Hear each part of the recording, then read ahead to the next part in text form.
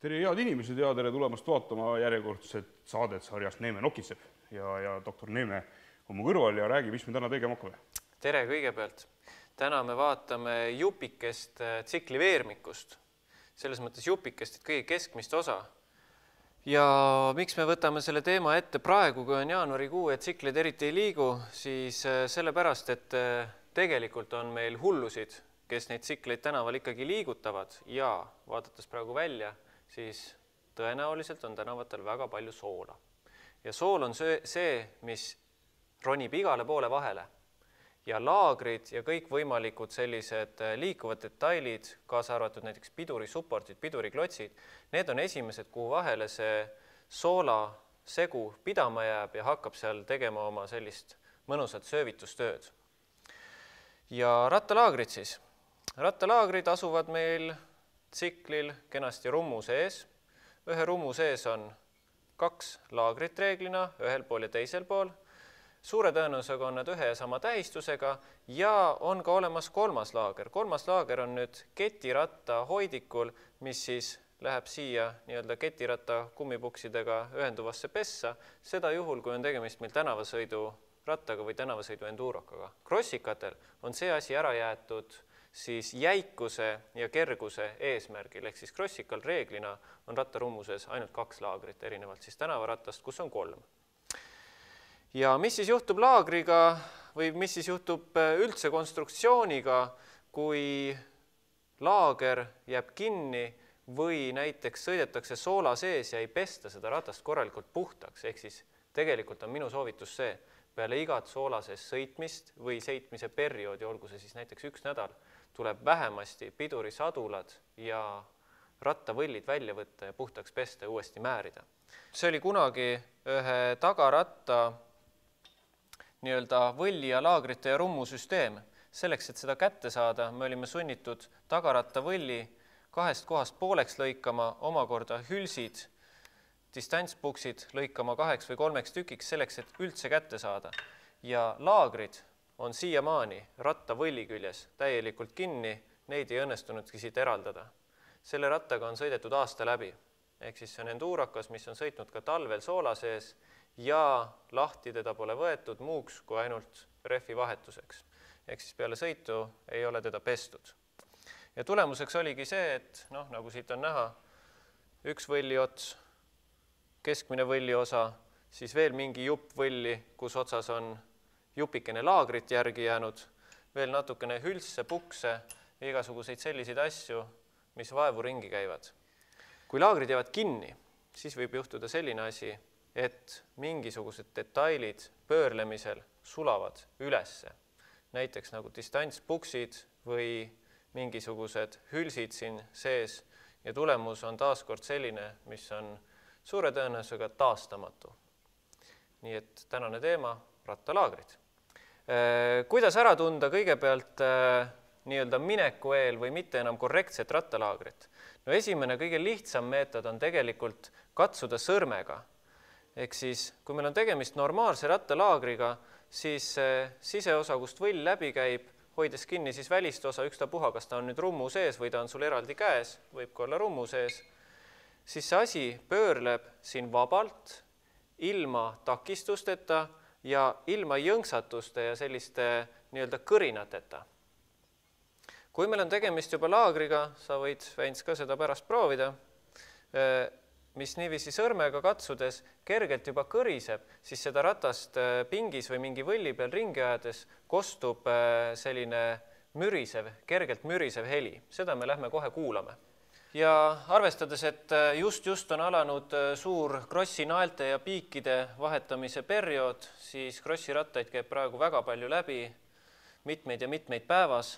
Ja olen siin võtnud ühe, millel ma juba käega tunnen kerget kõrinat siin sees, ehk siis sellel on meil tegemist suure tõenäosusega riknenud laagritega.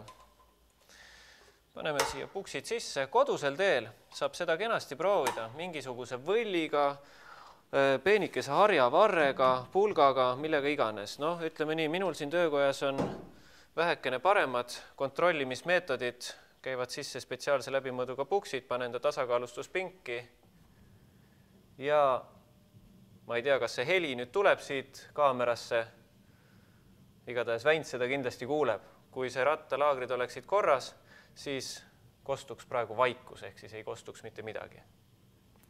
Aga tegemist on päris sellise kõva urinaga. Nii et rattalaagrite kontrollimise meetod on siis selline. Vaatame nüüd sellele vahetamise protseduurile otsa. Ma kõigepealt näitan, kuidas te suure tõenäosusega teete seda kodusel teel. Mina sellel teel teda siin tegema ei hakka, küll aga ma annan juhised, kuidas nende vahenditega seda kodusel teel teha võimalikult hästi.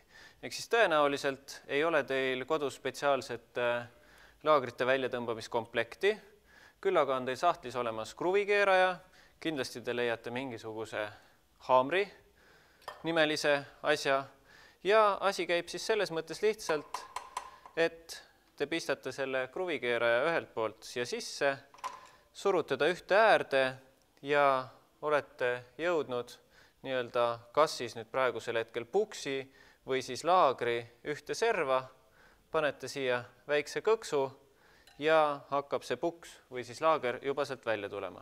Siinjuures on sellised nii-öelda kodused soovitused, et kindlasti te lõhute sellega ära natukene oma kruvikeere, see tähendab, et ärge kasutage viisakat kultuurset kruvikeerajat, vaid mingisugust vanemat asja.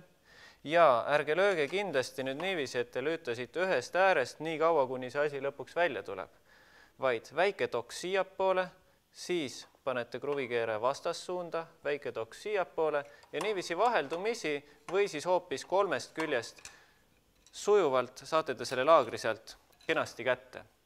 Selle esimese laagri kätte saamise või esimese puksi kätte saamisega ongi kõige rohkem vaeva, sellepärast et teid natukene takistab siin sees olev hüls, mis ei lase siis selle kruvikeerajal nii-öelda nihkuda sinna laagri või puksi suurema toetusosa peale. Kui te olete juba ühe poole kätte saanud, siis kukub see hüls siit seest välja ja teise poole laager tuleb juba klõpsti välja. Selleks on meil olemas selline, kuidas teda nimetatakse siis, blind bearing puller set, ehk siis erinevas mõõdus laagrite väljatõmbajaid. See, mis siin keskel on, see on meil hädaabi ühe MV Agusta jaoks, sellepärast MV Agustal on sellises mõõdus laagrid, mida standardkomplektiga paraku kätte ei saa. Ja võtame siit siis silma järgi õiges mõõdus nii-öelda väljatõmbaja, asetame ta siit otsast sisse,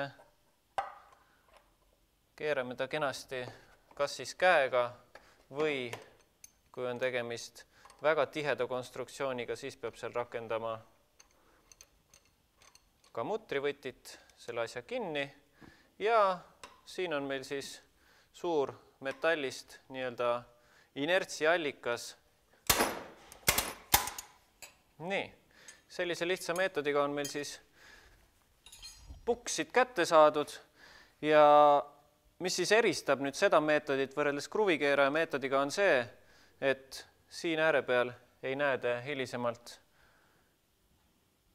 kruvikeeraja löögijälgi, ei ole mingit deformatsioone, ei ole selliseid asju, mis näitaks, et on kasutatud hädaabi töövahendeid ja ei ole õiget olnud olemas. Mis siit nüüd paistab? Siit paistab nüüd edasi juba simmer, mis peaks kaitsma seda laagrit tolmu ja vee ja kõige muu sisse mineku eest ja siin all on juba rattalaager kenasti. Need puksid muideks, mis siit välja tulevad, need lähevad siis praegusel juhul samad tagasi, nii et need on viisakas kenasti brake cleaneriga ja võib-olla isegi karukeelega puhastada. Karukeelega saab siit küljest ära igasugused sellised oksiidi kahjustused ja eesmärk on siis milles? Eesmärk on siis selles, et ta võimalikult kenasti istuks seal simmeri pesas ja kui meil nüüd siin on sügavad sooned sees, see on pind, mis puutub kokku selle simmeriga. Antud juhul on sooni tegelikult päris ohtralt siin näha. Et kui omanik oleks toonud uue puksikomplekti, siis loomulikult läheksid siia uued distantspuksid sisse. Aga need sooned ei ole veel nii sügavad, et nad oleksid ohtlikud simmeri nii-öelda elule selles mõttes, et sealt hakkaks suuremal hulgal sodi sisse minema. Nii, ja järgmine, mis meil siit siis vastu tuleb puksi alt, on siis seesama simmer, millest just juttu sai tehtud. See simmer tuleks siis eelnevalt kenasti eemaldada ennem, kui hakata seda laagrit siit välja võtma, välja toksima. Ja simmeri väljavõtmiseks sobib täitsa selline mõnusalt lai kruvikeeraja, kehtib jälle sama reegel. Kindlasti ei võeta seda ühest äärest pikalt painutades, vaid ilusti kõikidest äärtest natukene, et hakkaksid liikuma. Sellisel juhul on see simmer võimalik saada siit kätte enam-vähem tervena. Krossikatel võivad need simmerid olla päris kõvasti siin kinni, päris kõvasti vatti saanud ja seetõttu vahest on see lahti saamine päris omaette selline tegevus. Aga kui seda teha nii-öelda loogiliselt ja nende reeglite järgi, et igalt poolt ühtlaselt, siis üldiselt tuleb ta siit välja sellisena, et saab teda ka hädaabina panna kusjuures hiljem tagasi, kui ei ole uut võtta. No ütleme nii, see simmer näeb nüüd välja selline, et seda enam eriti tagasi panna üldiselt ei tahaks, kui on uus olemasolev ja võtta kenasti. See simmer enam seda sodi kinni ei pea, nagu on näha ka siit laagri pesast. No käesoleval juhul on muidugi tegemist kinnise laagriga, mis tähendab seda, et tegelikult sellel simmeril mingisugust nagu väga tõsist otstarvet ei ole. Ehk siis ta tegelikult peatab kinni sodi, mis siis võlli ümbert saab sinna sisemusse minna, aga ta otseselt laagrit ei kaitsegi eriti palju. Nüüd laagri väljavõtul kehtib siis täpselt sama reegel, mis selle puksi väljavõtmisel, ehk siis minu jaoks sama töömeetod. Nüüd jälle üks väikene nii-öelda tähelepanek. Osadel ratastel on laagri ees stopperrõngas. Siis ärge jätke seda tähelepanuta, et kogemata hakkate seda laagrit välja peksma samal ajal, kui stopperrõngas on siin soones ja takistab teil. Sellisel juhul te võite siin üht-teist ära lõhkuda, nii et kontrollige, ega siin ei ole stopperrõngas siin välissoones. Ja kui ei ole, siis te võite alustada kas kodusel teel või viisakal teel siis juba laagri väljavõtmisprotsessi.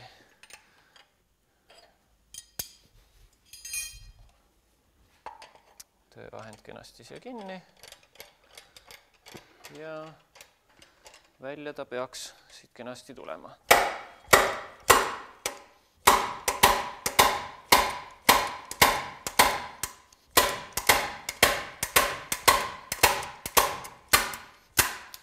No nii, kätte me ta saime, paistab, et seestpoolt on ta kas siis rooste või mingisuguse muu sodiga koos, nii et ei ole eriline ime, et see laager teeb kõrisevat ja häält ja jõnksutab. Ja mis siit siis laagri alt paistab? Laagri alt paistab eelmainitud jutus hüls juba. Milleks see hüls üldse vajalik siin sees on?